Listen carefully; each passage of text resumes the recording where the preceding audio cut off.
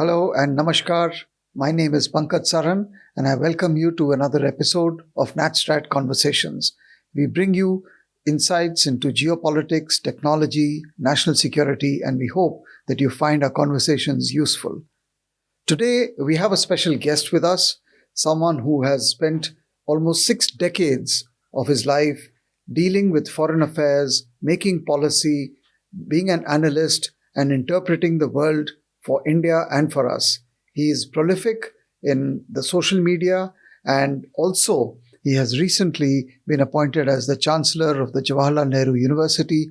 I'm very happy to welcome today Ambassador Kanwal Sibal. So, Thank you. a very, very warm welcome to you. Thank you very much. To NatStrat Conversations. It's a real pleasure and privilege to have you with us. What a fantastic and eventful career you have had.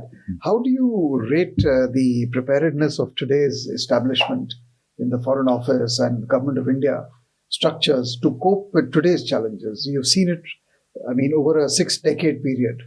Well, I was looking some time ago at the organizational chart of the MEA. It's unrecognizable. They created so many new divisions. And very specifically dealing with the areas and territories, countries and territories and issues. The entire development assistance thing also. But sir, one of the things which people always raise, this point about the small size of the Indian Foreign Service. Well, in a sense, this is a legitimate observation. On the other hand, they forget that today diplomacy or external affairs is not confined only to the Ministry of External Affairs.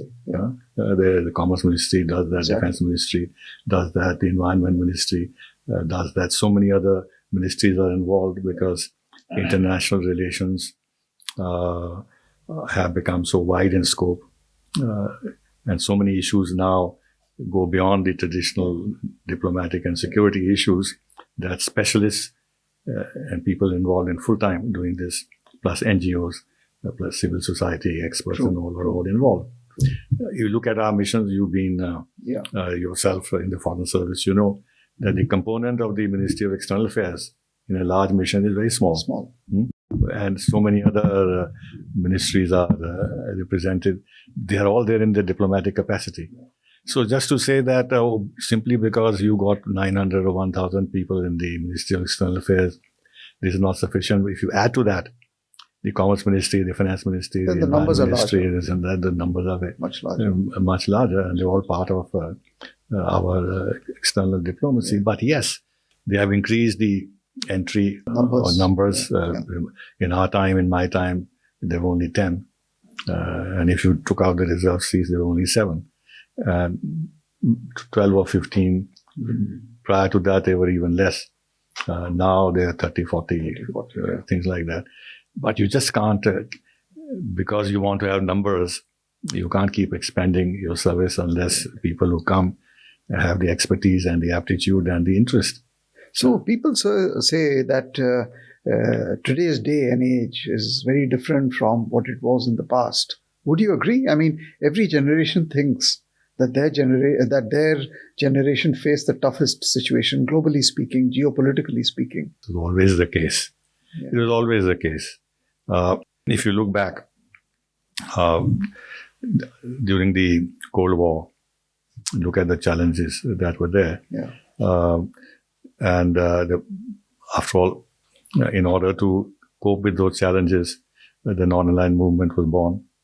And it had a particular agenda in order to, from their point of view, protect their interests, promote peace and development. But other than that, there was a Suez crisis, there was the apartheid regime in South Africa. There was our problem with China, the 1962 the wars with Pakistan, the huge problems we have in the United Nations, the US and UK backing for Pakistan on Kashmir, then the Soviet invasion of Afghanistan. We had great difficulty with the Gulf countries at that time. The situation has radically changed. So Now, yes, there are additional issues which are very complicated and which require a great deal of attention and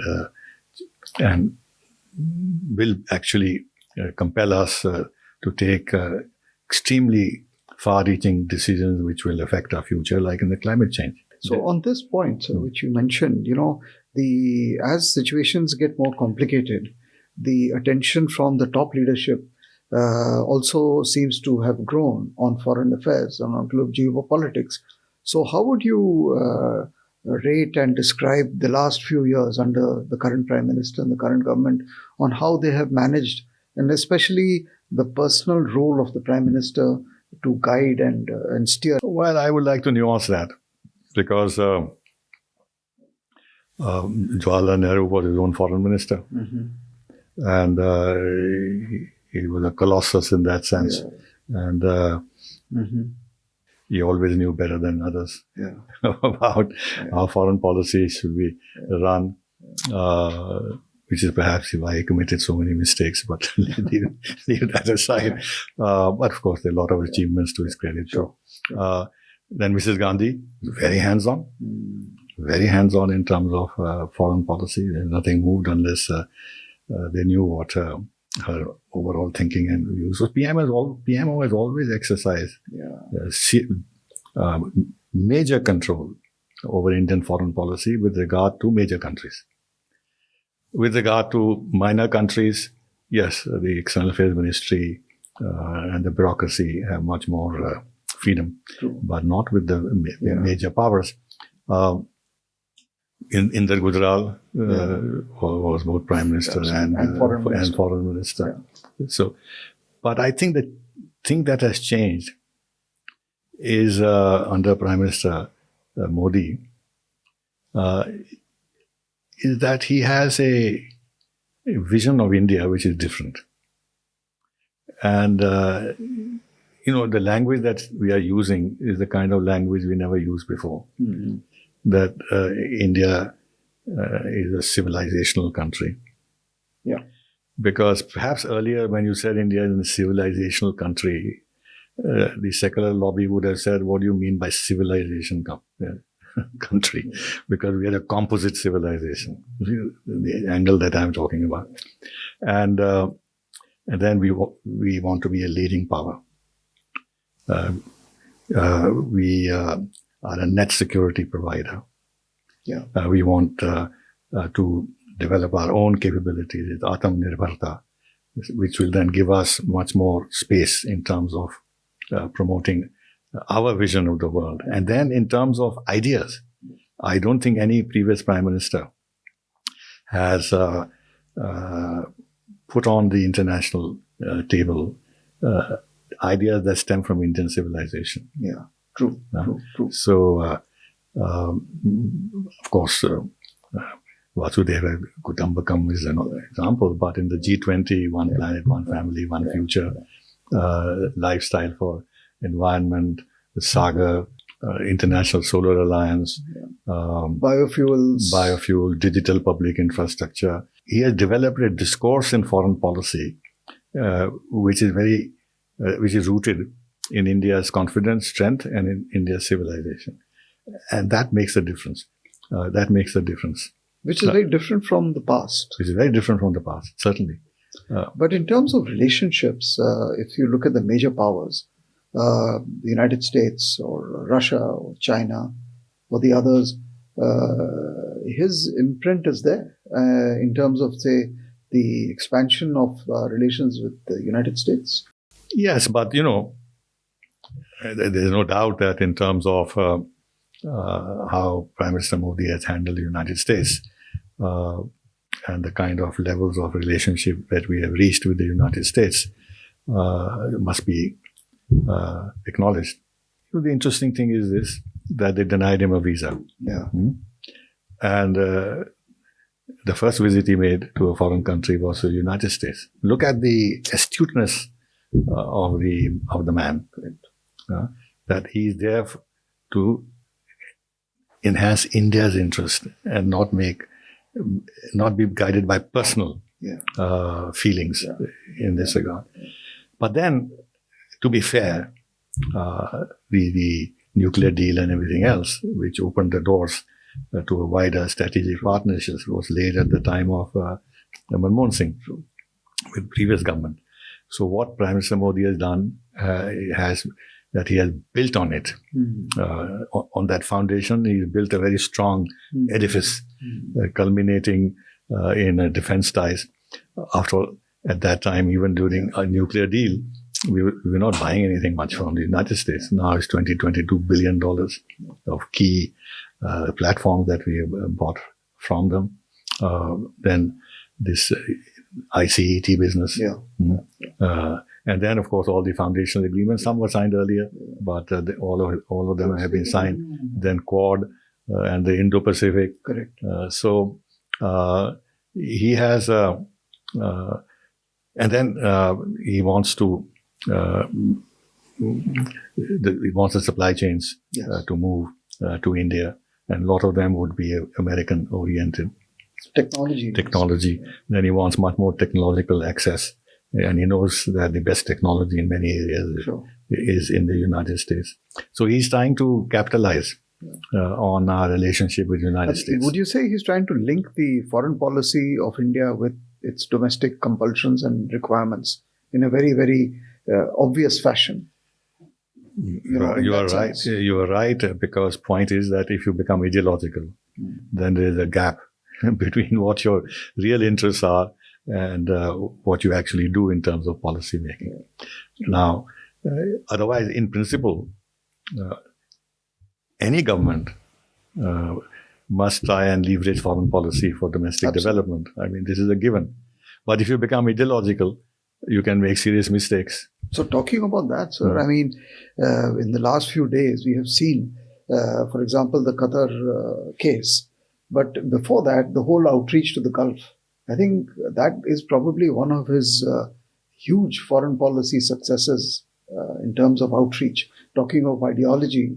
And so with both the Gulf and Israel at the same time, and with Qatar. So, well, here again, let me sort of nuance it a bit. The initial steps were taken during Manmohan Singh's time. We visited Saudi Arabia and this and that. So some openings were made with the Gulf countries. But with Prime Minister Modi, there's absolute sea change. Absolute sea change. And the interesting thing is that he's criticized so strongly in the West, in the Western press and domestically for Hindutva and minorities, persecution and stuff like that, insecurity of the minorities. But look at where his strongest relationship in our region is, frankly, even more than with our neighbors. It is with UAE, Saudi Arabia, and the Gulf countries in general.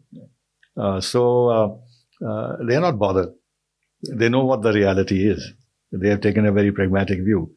Prime Minister is going to visit the UAE for the 7th time. There is such a magnificent temple has been built there. I mean, it sends a very powerful message. It has many dimensions. I mean, it isolates Pakistan. So talking of Pakistan, I mean, you've written a lot on Pakistan and your views are well known. So they've just gone through these elections and obviously they are watching this India-Gulf, rapprochement and acceleration in the relationship. How do you read Pakistan and what's your prognosis for the future of the region? A few things. Firstly, Pakistan was already in a big mess, politically, economically, socially. And after these elections, it is in a bigger mess. Politically, what the military wanted to do in terms of engineering the elections and getting Nawaz Sharif elected and totally isolating Imran Khan's PTI and imprisoning him on all sorts of charges and denying him an election symbol. So they had to fight his independence. But at the end of the day, there was independence and won the maximum seats. So it has some consequences in terms of politics, in terms of political stability. So even if a coalition government is formed, as will be formed, it will seem to lack legitimacy because of the excellent PTI's performance. in the election, despite everything that the armed forces did and the judiciary did.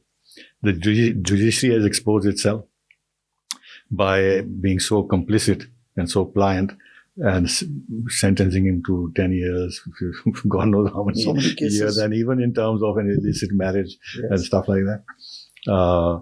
The Election Commission has also lost credibility by denying this symbol to the PTI. The bat.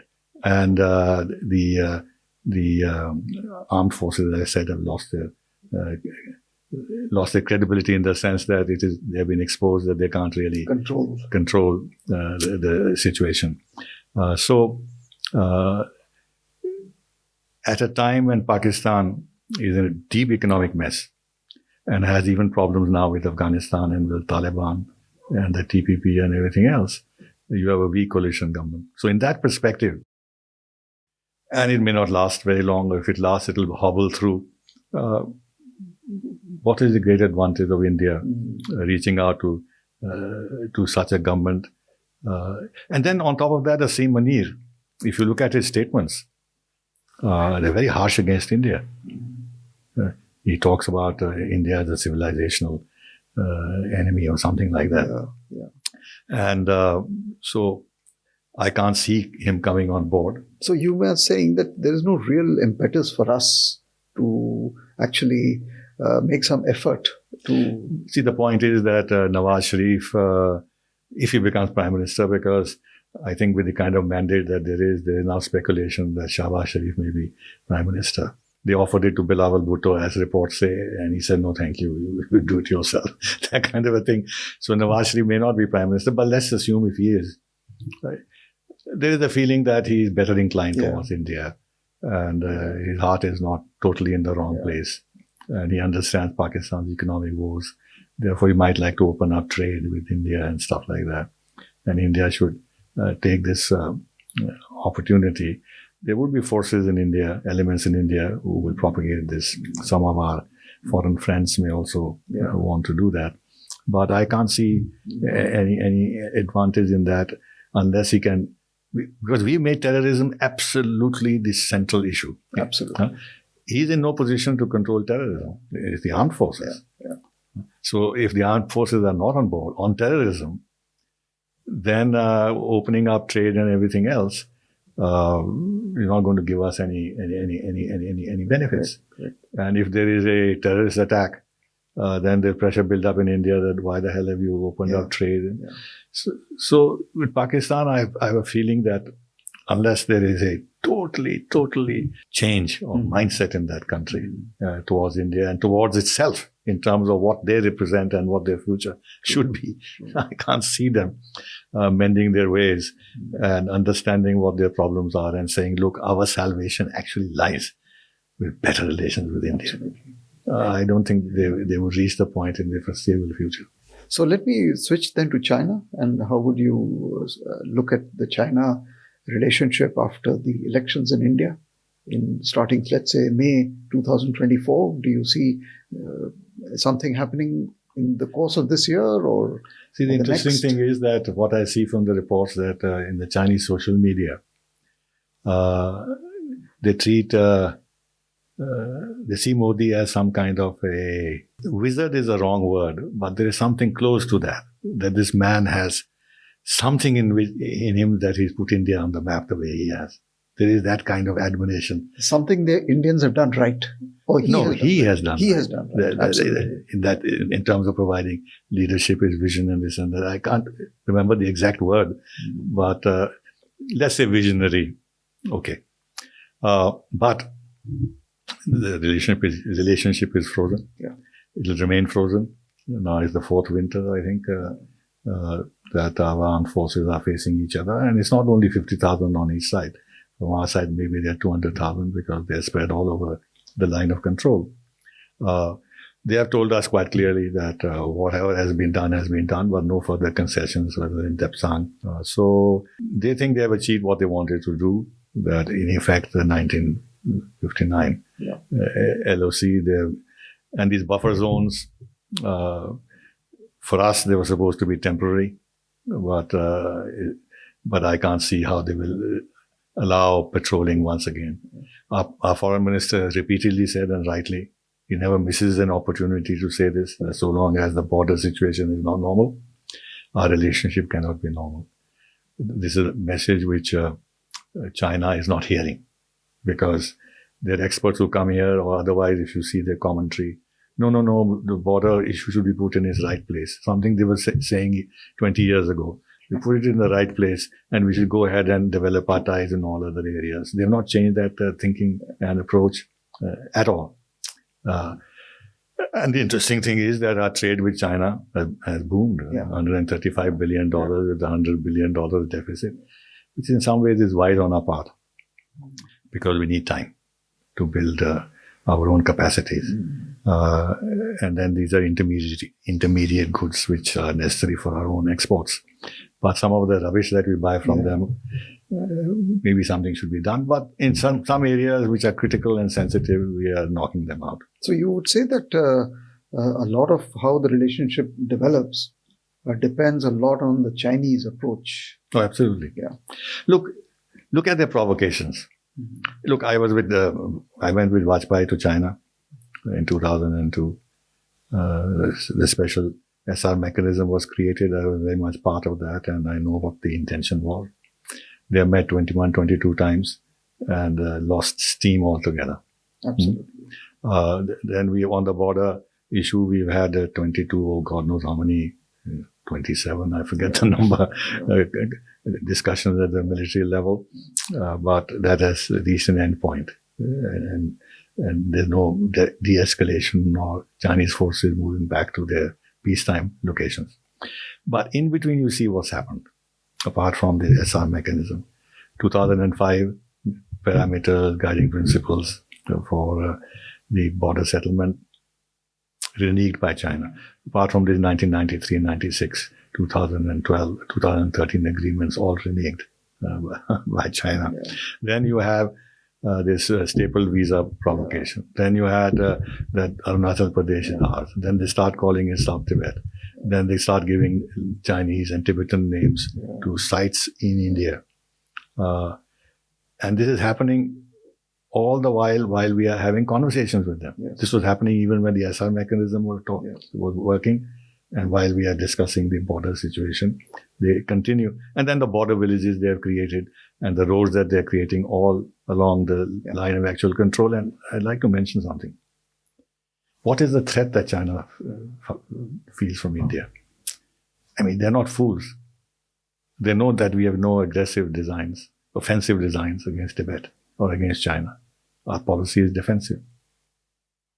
But they have increased their military strength, their bases, their Air Force squadrons, and at one time we felt that they were not any concrete bunkers for their fighter aircraft. No, now they've done that in the manner in which they have brought their lines of communication closer and closer to the border. What is the intention? It can't be defensive. We agree Tibet is part of China. The Tibetans are peaceful people, non-violent people. There's no terrorism. There's nothing like in Xinjiang, if there is, but there's nothing like that in Tibet. So it's very clear that China wants to be the power in Asia. And India is the only challenger. And they can't go too far in challenging India, but they undermine us in various ways, directly by putting pressure on the border and through our neighbors, destabilizing our ties with them and then blocking us in international institutions as much as they can. So their policy is clear, and that challenge we'll have to cope with. So I want to shift to another theatre, which is something which also you're very familiar with. This month, we will be marking the second anniversary of the Ukraine conflict with Russia. You've written a lot and commented a lot. And on the second anniversary, how do you see where we are today? And any views on how you think this may pan out and implications for India? A couple of things. One is that there's a stalemate in Ukraine. The Americans are both recognizing the stalemate and not accepting it either. So an additional $50 billion, $70 billion, 70, I think, for Ukraine. Yeah. The EU is also $50 billion. $50 billion to Ukraine. So the policy of weakening Russia, bleeding Russia, getting Russia bogged down in Ukraine, because Russia neither has the wherewithal nor the intention to fight a wider war. They're fighting a war of attrition in the expectation that the war of attrition is something they can far better handle than Ukraine and the West. And the more there is a prolongation, the more the West will be exhausted. Yeah. But this will be at a cost to Russia. Yeah.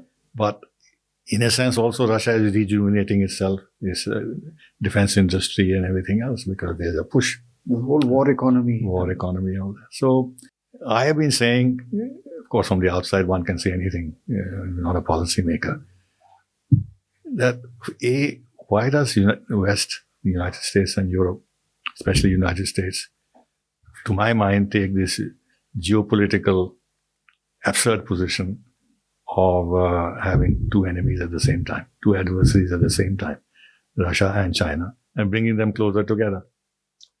And then making some overtures to China, please don't supply them military equipment and stuff like that. That's not policy. So that is one. The other is that there is just no talk about dialogue, diplomacy at all. At all. Number three is Germany. You cannot have security in Germany unless Germany and Russia have stable ties.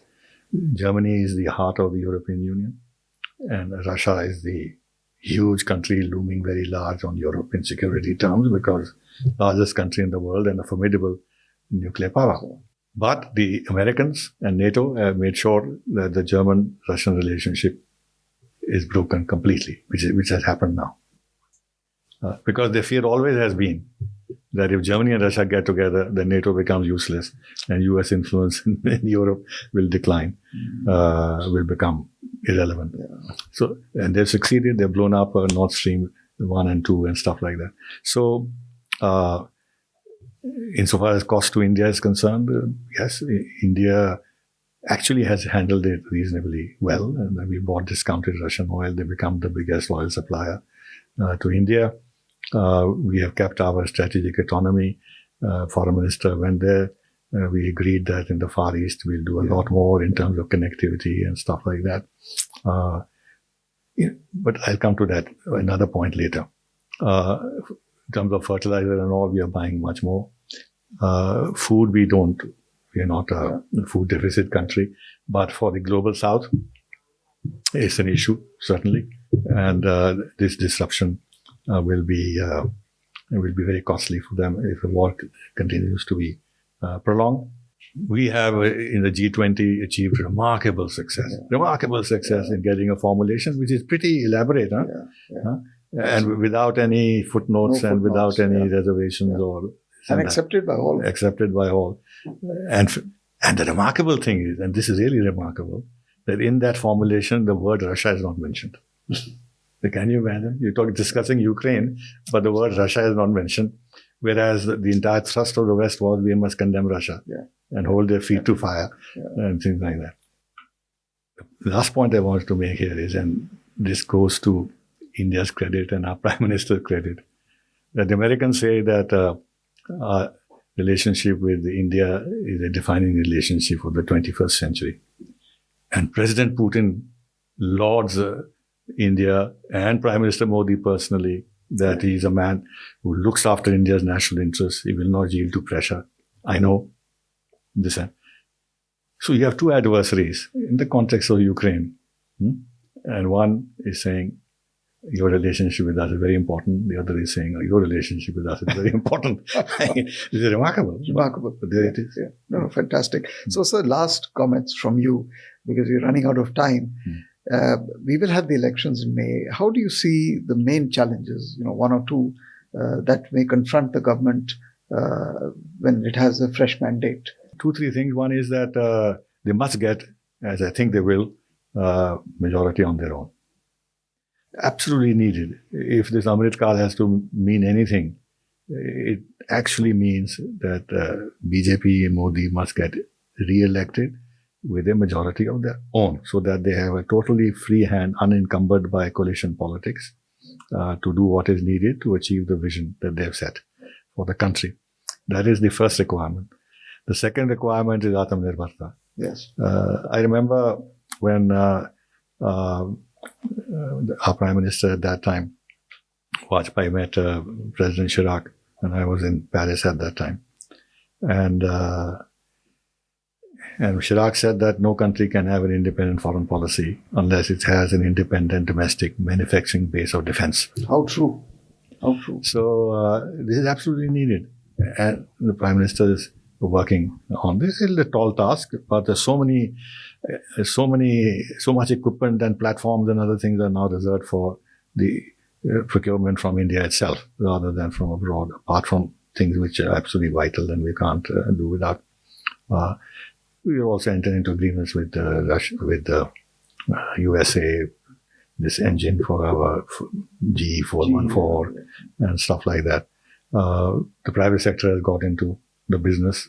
So Atmanirbharta, that is absolutely key. Third thing is attracting supply chains to India, where we have lagged behind, where countries like Vietnam and others have done better than us. We must do that because here's an opportunity because China is becoming less and less attractive for new investment. True. So new investment can shift to India, which is very necessary. The third thing is our youth. Absolutely necessary to give them proper education and skill development, because that demographic dividend that we have is real. Our median age is 28.2. China's is 39. Europe, Japan, and others in the 40s and 50s. And this, actually, therefore, we can supply public goods in the form of human talent to the rest of the world, provided we skill them properly.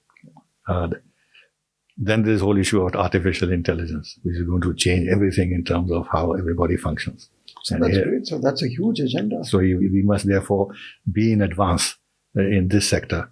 I was quite happy to see that Nadella said they're going to train 2 million Indians in artificial intelligence and this and that. We must try and extract the maximum that we can to be ahead of the curve in all these critical and emerging technologies. And finally,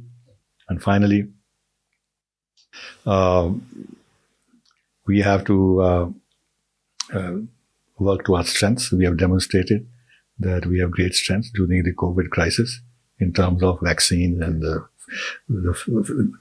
pharmaceuticals and that kind of a thing. We have great strengths. But before that, I would say the semiconductor business has become very critical. And there again, with the PLI schemes and everything else, we're trying to do things. So it's a big agenda, and I'll end with that, climate change. The kind of financing that we need to have a carbon neutral economy by 2070 is literally in trillions of dollars. Where will it come from? Where will the technology come from? And there'll be a lot of pressure on us to move towards a carbon neutral economy or carbon free economy, and force us to accept certain timelines and goals and milestones without providing technology and finance. There's going to be a big battle ahead of us. This is a big challenge. So political stability and decisive leadership, I think, are really critical at this time because of all the challenges that you mentioned. So thank you so much for spending so much time. My pleasure. Thank you. Thank you very much, dear viewers, for watching us on this particular show with Ambassador Kanwal Sibal. I hope you have benefited and felt that this conversation has been useful and insightful. We will come back with more episodes. Until then, I wish you a goodbye. Thank you so much and namaskar.